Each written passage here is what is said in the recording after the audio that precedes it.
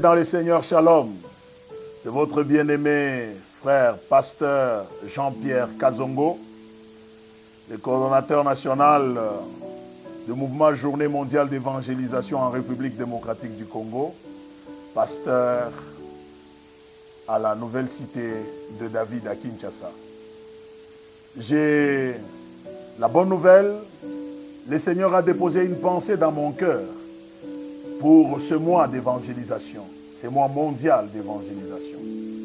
Et cette pensée, je l'ai prise dans la parole de Dieu, dans Matthieu chapitre 11. Matthieu chapitre 11, le verset 28. Il est écrit ceci dans ma Bible.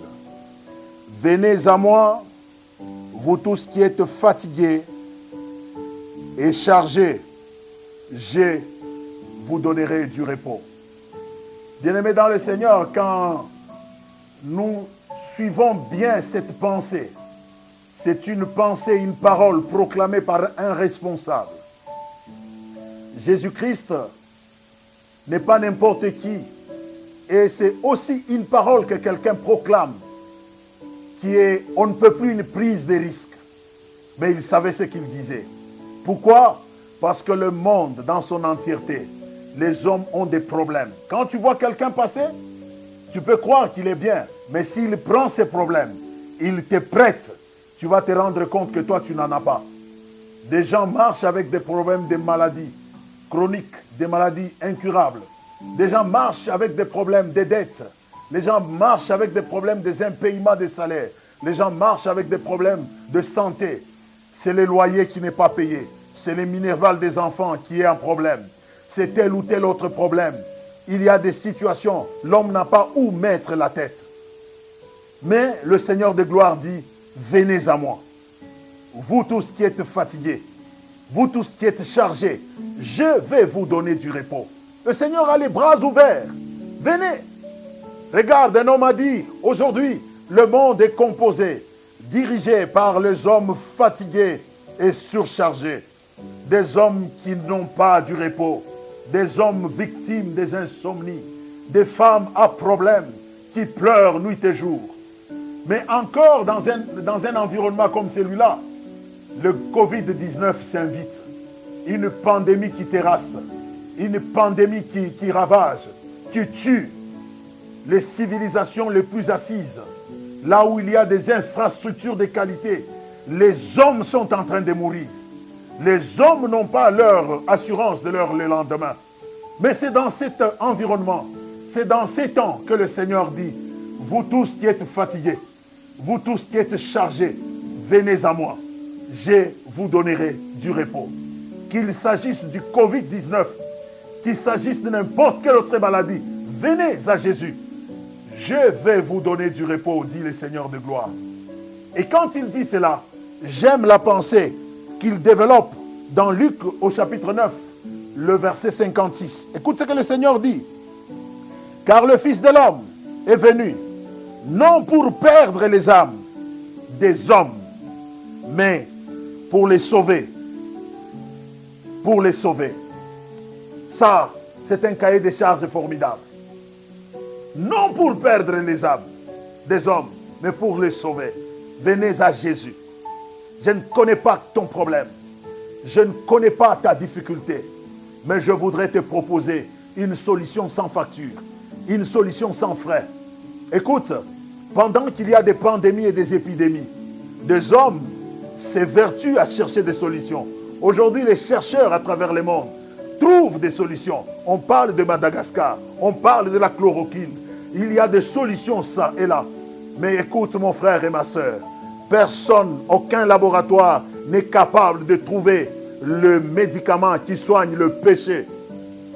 Le péché qui tue l'âme, le péché qui tue l'homme, le péché qui te garantit l'enfer. Mais il est écrit dans la parole de vie que si quelqu'un est en Christ, elle devient une nouvelle créature. Une personne en Christ devient une nouvelle créature. Les choses anciennes sont passées. Toutes choses sont devenues nouvelles. Veux-tu devenir une nouvelle créature?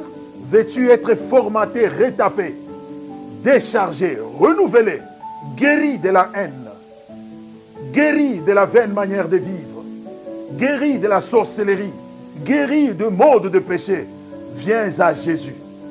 Viens à Jésus. Viens boire cette eau de vie. Cette eau qui fait de toi une source de vie. Le Seigneur de gloire, c'est quelqu'un de responsable. Il dit, moi je suis venu, afin que mes brebis aient la vie et qu'elle aient en abondance. Du côté du diable, s'ajoutent d'autres pandémies. Le diable est venu pour détruire, pour égorger, pour tuer. Mais le Seigneur dit, je suis venu pour que mes brebis aient la vie. Veux-tu faire un choix? Viens à Jésus, mon frère. Viens à Jésus, ma soeur. Jésus donne le repos. Jésus donne la paix de l'âme. Jésus donne le renouvellement. Jésus te retape. Jésus te refait. Jésus te rince et il te donne une nouvelle identité. Je voudrais dire que c'est une opportunité du millénium. Les hommes vivent dans la peur. Les hommes vivent dans la panique. Personne n'est sûr du lendemain. L'histoire est compliquée, bouleversée. Les hommes, tous les jours, en Afrique, dans les pays de Noirs, quand il y a des problèmes, quand il y a l'insécurité, quand il y a la maladie, on court vers l'Occident. Mais aujourd'hui, c'est compliqué. Aujourd'hui, c'est difficile d'en croire. Aujourd'hui, les grandes civilisations sont perturbées.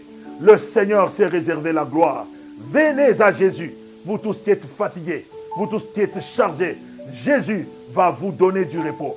Et alors quand je parle de venir à Jésus, je voudrais dire à toi, fille de Dieu, fils de Dieu, que c'est une occasion pour toi de parler de Jésus aux hommes.